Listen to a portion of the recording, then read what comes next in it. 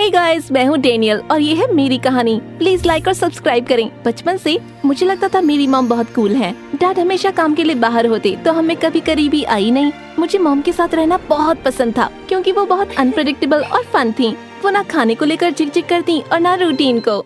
और मेरी रात के सोने का समय भी तय नहीं था। वो डिपेंड करता था हमारे लिविंग रूम के फोर्ट बनने या मूवी खत्म होने पर। वो मुझे पूरी आजादी देती क्रिएटिव बनने की। इस बात पर ध्यान नहीं देती कि घर गंदा है या कपड़े फैले हैं। ऐसा लगता था उन्होंने पेरेंट बनने का स्टाइल किसी बच्चे की विश लिस्ट से उठाया हो। और ये ऑसम था। एक बच्चे को अनुशासन की जरूरत होती है, वरना लोग समझेंगे कि इसे भेड़ियों ने पाला है। लोगों को जो मन में आए सोचते रहें, लेकिन एक बच्चे को अपने बचपन का मजा लेना चाहिए। बचपन एक ही बार तो आता है। लेकिन मेरी 10th बर्थडे पार्टी से बड़ा और कुछ नहीं था। उन्होंने हमारा बैकयार्ड एक मेले में बदल दिया। वहाँ थे झूले, फूड स्टॉल्स, बाउंसिंग कैसल और एक पेटिंग जू। पर उसके सब लोग आए थे और सबको बहुत मजा आ रहा था। लेकिन पता नहीं कैसे एक गड़बड़ हो गई। अचानक बकरियां लोगों को मारने लग गईं। लामा लोगों का पीछा करने लगे और अल्पाकास ने सबके गार्डन बिगाड़ दिए। और चीजें तब और बिगड़ी जब डैड काम से घर जल्दी आ गए और घर को ऐसी हालत में पाया जैसे तूफान से गुजरा हो। इससे मदद नहीं मिली और हमें एक बड़ा सा फाइन भरना पड़ा सिटी काउंसिल को उन सब जानवरों की वजह से। डैड बहुत ज्यादा गुस्से में थे। एक बड़ी लड़ाई के बाद उन्होंने मॉम से कहा कि वो तलाक लेना चाहते हैं और अगले दिन वो घर छोड़कर चले गए। तलाक होने के कुछ समय बाद ही हमें पता चला कि डैड ने दूसरी शादी कर ली। मॉम को ये सारे बदलाव हजम नहीं हुए और वो डिप्रेस्ड हो गयी। चाइल्ड सपोर्ट के लिए डैड पैसे भेजते थे पर वो काफी नहीं था। धीरे धीरे हमारी हालत बदली। जहाँ हम थोड़े अमीर हुआ करते थे अब गरीब हो गए। तुम्हारा टिफिन शेयर करना तब अच्छा लगता था जब तुम पिज्जा या पास्ता लाती थी, लेकिन ये घर का खाना कितना बोरिंग है। जानती हूँ, इसे रोज खाती कैसे हो? अगर अपनी मॉम को खुश कर पाऊँ ये कह के कि उनका बनाया खाना अच्छा है तो आराम से खाया जाता है। एक से ज्यादा बार मुझे लगने लगा कि इस घर की बड़ी मैं हूँ, जबकि मॉम की हालत तो बिगड़ती जा रही थी। उन्होंने हाई स्कूल भी पूरा नहीं किया था, इसलिए उन्हें ज्यादा नौकरियां भी नहीं मिलती और अगर कोई मिल भी जाती तो मॉम ज्यादा दिन टिकती नहीं थी। मॉम, मैं समझ सकती हूँ कि वो कस्टमर बदतमीज था, पर आपको उसे फ्राइड चिकन से मारना नहीं चाहिए था। वो ये डिजर्व करता था, वरना तुम जानती हो मैं मारपीट नहीं करती हूँ। पिछले महीने आपको जूते की दुकान से निकाल दिया गया क्योंकि मैनेजर से लड़ाई करके आपने उसे जूते से मार दिया था। आए दिन मॉम का मूड और नौकरी बदलते रहते थे और घर का सारा ख्याल मैं ही रख रही थी, यहाँ तक कि पैसों का भी। 8th क्लास तक मैं पड़ोसियों के छोटे मोटे काम करने लगी पैसे कमाने के लिए। पर जब मैं 9th क्लास में थी तो मॉम को एक नई नौकरी मिली, सिंगिंग टेलीग्राम के रूप में। हाँ, उन्हें अजीब अजीब कॉस्ट्यूम पहनने के लिए पैसे मिलते थे। कभी नाचता हुआ केला या रैंप पर वॉक करता डायनासोर गाते हुए मैसेज डिलीवर करती। हैप्पी बर्थडे डियर मैक्स, अब समय है पहनो पार्टी हैट। हाँ, हो रहे हो तुम बड़े पर नहीं हुए हो बूढ़े। बेटी, तुम देती हो मुझे डायबिटीज क्योंकि तुम हो बहुत स्वीट। शादी के लिए हाँ कहो तो चूम लो तुम्हारे फीट। लेकिन वो हमेशा खुशी के संदेश नहीं होते थे। घबराओ मत माइक, तुम मरने वाले नहीं हो, पर नौकरी से निकाले जा रहे हो तो सामान उठाओ और निकल जाओ। पहली बार ऐसा लग रहा था कि मॉम वो काम कर रही हैं जिसमें उन्हें मजा आ रहा था और मैं उनके लिए खुश थी। एक शाम वो एक रेस्टोरेंट जा रही थी किसी को बर्थडे मैसेज देने के लिए। उन्होंने मुझे भी आने के लिए कहा ताकि हम बाद में वहीं खाएं। मेरी मॉम नाच रही थी, गा रही थी और मैं उन्हें खुशी से देख रही थी। तभी मुझे पीछे वाली टेबल से हंसने की आवाज आई। वो मेरी क्लास से कुछ पॉपुलर लड़कियाँ थी अपनी क्वीन बी मीला के साथ और वो हंस रहे थे मेरी मॉम पर। गोश, कितनी पथेटिक है ये, जो ऐसी नौकरी करी है जिसमें इडियट की तरह सबके सामने नाचना होता है। ये सुन के मुझे बहुत गुस्सा आया, पर पता नहीं क्यों मुझे भी शर्म आई। मैं नहीं चाहती थी वो मुझे मॉम के साथ दिखे। टेबल के नीचे से जाकर मैं फायर एग्जिट की तरफ गई और बाहर निकल गई। मॉम का मैंने कार में वेट किया। उन्होंने कहा वो मुझे हर जगह ढूंढ रही थी, पर मैंने तबीयत ठीक ना होने का नाटक किया और कहा कि घर जाना है। जब स्कूल में करियर डे आया, सबसे कहा गया कि वो अपने पेरेंट्स को स्कूल में लाएं। मैंने नोट छुपा दिया ताकि मॉम को मिले ही नहीं। तो जरा सोचो मैं कितनी शॉक्ड हुई होंगी जब मॉम मेरी क्लास में आ गई एक बड़ा सा कपकेक बनकर। और जब उन्होंने सबसे कहा कि वो मेरी मॉम है, मन कर रहा था धरती फटे और मुझे निकल जाए। तुमने मुझे करियर डे के बारे में क्यों नहीं बताया? सफाई करते हुए तुम्हारे बेड के नीचे मिला नोट मुझे। भूल गई। तुम्हें वहाँ मेरा आना अच्छा नहीं लगा था? वेल, आप जानती हो ना मॉम बच्चे कैसे होते हैं, बदतमीज हो सकते हैं। अगर आना ही था तो कह सकती थी ना कि आप कुछ और करती हो। क्यों? मैं जानती हूँ कुछ मॉम्स या तो वकील या डॉक्टर बने, उनके काम भी इम्पोर्टेंट है, पर जो मैं करती हूँ वो मुझे अच्छा लगता है, इसके मुझे पैसे मिलते हैं। नौकरी भी तो इसीलिए करते हैं ना, इससे मेरी अहमियत मत मापो। अब मुझे मॉम से थोड़ी चिढ़ होने लगी। यही वक्त मिला था समझदार और मैच्योर बनने के लिए। वो ये क्यों नहीं समझती कि हाई स्कूल के बच्चे बहुत जजमेंटल होते हैं और वो मेरा मजाक उड़ाएंगे। और ऑफ कोर्स उन्होंने वही किया। वाओ, मैथ्स में सबसे ज्यादा कम नंबर तुम्हारे आए हैं। अगर ऐसे ही चलता रहा तो तुम भी हाई स्कूल से फेल हो जाओगी और फिर एक सिंगिंग टेलीग्राम बन जाओगी। डांस क्लब में जाना चाहती हो? डैनियल, अगर अपनी मॉम की तरह नाचती हो तो ऐसा करने की कोई जरूरत नहीं। एक दिन मैं क्लास में जा रही थी और अचानक एक बैग से टक्कर खाकर मैं मुंह के बल गिर पड़ी। ओह वाओ गर्ल, तुम भी अपनी मॉम की तरह एकदम एम्बैरेसिंग हो। बस बहुत हो गया। मैं उसके ऊपर कूदने ही वाली थी कि अचानक दरवाजा खुला और टीचर एक ऐसे लड़के के साथ अंदर आई जो बहुत ज्यादा हैंडसम था। उसने बताया उसका नाम है एंटोनियो और सारी लड़कियां इस मिस्टीरियस एक्सचेंज स्टूडेंट के पीछे पागल हो गयी। एंटोनियो, तुम यहाँ बैठ सकते हो। उसने अपनी चमची को धक्का देकर गिरा दिया और फिर एंटोनियो की तरफ प्यार से देखकर मुस्कुराई। पर हैरानी की बात है, टीचर ने जोर दिया कि एंटोनियो मेरे साथ बैठे। आते वक्त उसने अपनी उंगलियां अपने ब्लॉन्ड बालों में घुमाई। वो मुस्कुराया और मैं उसकी चमकती नीली आंखों से अट्रैक्ट हो गई। मैं भी क्या सोच रही हूँ, ये मेरी तरफ थोड़ी देखेगा। तो मैंने अपने काम से काम रखा। देखती रही उन सुंदर लड़कियों को जो उससे बात करने के लिए मरी जा रही थी, जो कि बहुत ज्यादा एम्बैरेसिंग था। हे एंटोनियो, मेरे लैब कोट की जिप बंद कर दोगे? मैं भी कितनी बुद्ध हूँ, इसमें जिप ही नहीं है। तुम्हारी बाल छू सकती हूँ सिर्फ 1 सेकंड के लिए, ये साइंस के लिए है। हैरानी की बात है, एंटोनियो ने उन सभी लड़कियों को लंच में इग्नोर किया और मेरे पास आकर बैठने लगा। लग रहा था कि वो मुझसे बात करने में इंटरेस्टेड है।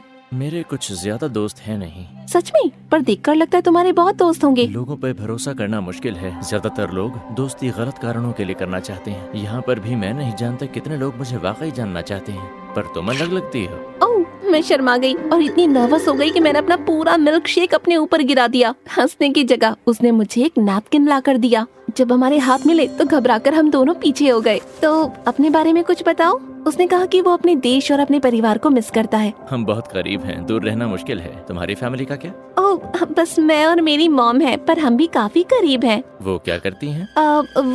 वो एक सिंगर है। वो सच में? किस तरह की सिंगर? कम ऑन, जल्दी सोचो। एक जैज सिंगर, बहुत ही सोफिस्टिकेटेड और कूल, जानते हो ना? एंटोनियो ये जानकर बहुत हैरान हुआ, पर फिर अचानक मुझे एहसास हुआ जल्दी उसे सच का पता चल जाएगा। तो मैंने मॉम से झूठ कहा। मैंने स्कूल के पहले और बाद में कुछ क्लब्स ज्वाइन किए हैं। वो टाइमिंग आपको सूट नहीं होगी तो मुझे लेने और छोड़ने मत आना, मैं बस ले लूंगी। टाइम पास करने के लिए मुझे कैफे जाना पड़ा, स्कूल के पहले और बाद में भी। पर कोई बात नहीं, एंटोनियो और मैं करीब आ रहे थे। आज रात तुम्हारे घर आ जाऊं पढ़ाई के लिए? जहाँ अभी रहता हूँ वहाँ कोई प्राइवेसी नहीं है। मेरी मॉम रिहर्सल कर रही है अपने कूल और सोफिस्टिकेटेड जैज बैंड के साथ। लाइब्रेरी चलें? एक दोपहर हम लाइब्रेरी में बैठे हुए थे जब कुछ अजीब हुआ। सूट पहने हुए 2 आदमी हमारे पास आकर बैठे, बार बार एंटोनियो को देख रहे थे। वो दोनों पढ़ रहे थे, पर एक ने तो बुक उल्टी पकड़ी हुई थी। तुम्हें डराना नहीं चाहती, पर वो आदमी बार बार तुम्हें देख रहे हैं। तुम्हें यकीन है शायद वो तुम्हें देख रहे हो, क्योंकि तुम इतनी सुंदर जो हो। अजीब तो फिर भी है। चलो हम मॉल चलें, मुझे थोड़ा सामान खरीदना है। ये थोड़ा बहुत सामान नहीं था, एंटोनियो बहुत ज्यादा पैसा खर्च कर रहा था। क्या ये मेरी फैमिली के लिए गिफ्ट है? मुझे पॉकेट मनी मिलती है। अचानक पता नहीं कहां से एक आदमी आया, उसने एंटोनियो का वॉलेट चुराया और चीते की तरह भाग गया। पर तभी वहाँ लाइब्रेरी वाले वही 2 आदमी आ गए। उन्होंने जाकर चोर को पकड़ा और नीचे गिरा दिया। ये तो लाइब्रेरी वाले आदमी हैं, ये हमारे पीछे पड़े हैं। भागो एंटोनियो, भागो। रुको, मैं उन्हें जानता हूँ, सब समझा दूंगा। एंटोनियो मुझे उस घर लेकर गया जहाँ वो रह रहा था। वो घर नहीं बल्कि महल था। वहाँ का स्टाफ एंटोनियो के लिए झुकता भी था। मुझे कुछ बताना है। मैं अपने देश में एक राजकुमार हूँ। मेरे मॉम डैड राजा और रानी हैं और वो आदमी मेरे बॉडीगार्ड्स हैं। हाँ, और मैं इजिप्ट की महारानी हूँ, क्लियोपेट्रा। मिलकर अच्छा लगा। ये सच है, मैं झूठ नहीं कह रहा हूँ। अब सच में लग रहा था वो मजाक नहीं कर रहा था। हैरानी से मेरा मुंह खुला का खुला रह गया। मुझे माफ कर दो, मैंने झूठ कहा। पर शान शौकत से दूर एक नॉर्मल जिंदगी जीना चाहता था मैं। एक दिन तुम्हें सच बता ही देता, पर एक रेगुलर इंसान बन के तुम्हारे साथ मुझे इतना अच्छा लग रहा था। मैं इसे बिगाड़ना नहीं चाहता था क्योंकि मैं तुम्हें पसंद करता हूँ। वाओ, एक राजकुमार मुझे पसंद करता है। मैं भी तुम्हें पसंद करती हूँ।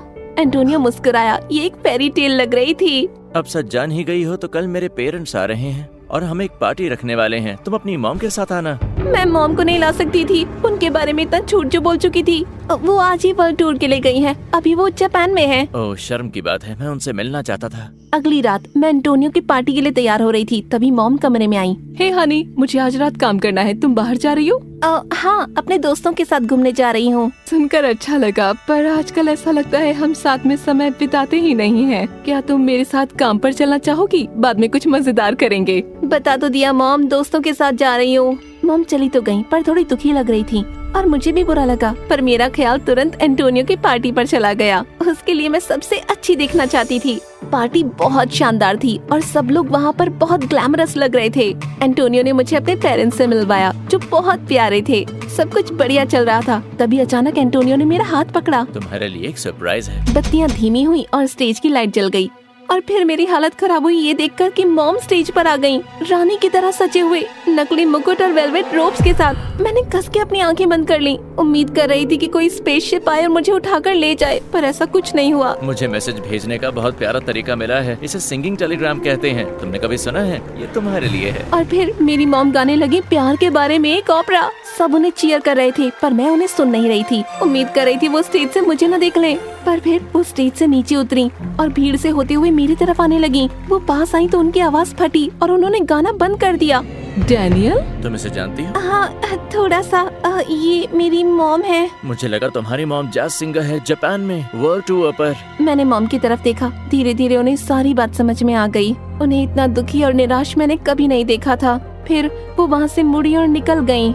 माफ करना, मुझे जाना होगा। मैं उनके पीछे भागी पर वो जा चुकी थी, तो मैंने घर जाने के लिए टैक्सी ली। जब मैं घर पहुंची तो वो अपना कॉस्ट्यूम उतार चुकी थी। मॉम, मुझे माफ कर दो। तुम्हें मुझसे इतनी शर्म आती है कि तुमने मेरे किसी और देश में होने का नाटक किया। पता है ये बहुत बुरा था और मैं सिंगिंग टेलीग्राम के तौर पर ये मेरा आखिरी काम था, अब और नहीं। मॉम, आप ऐसा मत कर। बस करो डैनियल, तुम जो चाहती थी तुम्हें मिल गया, एक नॉर्मल मॉम। अब मैं तुम्हें शर्मिंदा नहीं करूँगी। सिर्फ वही मुझसे नाराज नहीं थी, एंटोनियो भी स्कूल में मुझे अगले कुछ दिन इग्नोर करता रहा। एक दिन जिम क्लास में मुझे रस्सी पकड़कर ऊपर जाना पड़ा ताकि मैं उससे बात कर पाऊँ। क्या कर रही हो तुम? मैं बस माफी मांगना चाहती थी उस गलत फहमी के लिए। गलत फहमी? तुमने मुझसे झूठ कहा। अब हेलो, तुम भी तो सीक्रेट राजकुमार निकले। उसके बारे में झूठ बोलना अलग बात है, और तुम्हें सच बता तो दिया था। मैं तुम्हें पसंद करता था क्योंकि तुम मुझे जेन्युइन लगती थी, पर शायद तुम्हारे बारे में गलत था। उसकी बातों से मुझे ऐसा धक्का लगा कि मैं नीचे गिर गई। आउच! जानती हूँ लोग मेरी मॉम के बारे में क्या सोचते हैं, उससे मुझे फर्क नहीं पड़ना चाहिए,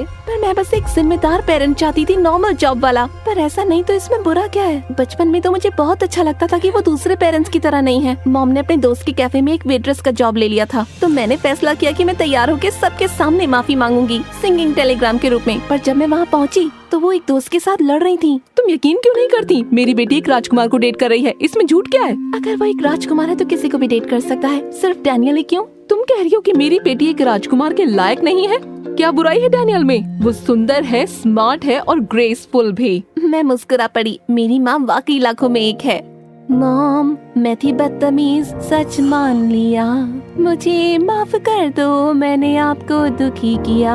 आप हो सबसे अच्छी, दिन हो या रात, प्लीज ये नौकरी छोड़ दो, तब बनेगी बात। मॉम और मैं मुस्कुराते हुए बाहर गए और मैंने उन्हें गले से लगा लिया। आपने हमेशा मुझे अपने मन की करने दी। आई एम सॉरी, मैं उतनी सपोर्टिव नहीं थी। जानती हूँ मैं हमेशा सबसे अच्छी माँ नहीं रही हूँ। मुझे आपकी जैसी माँ ही चाहिए। चलिए कुछ खा लें। तुम्हारा राजकुमार बॉयफ्रेंड भी हमारे साथ आएगा।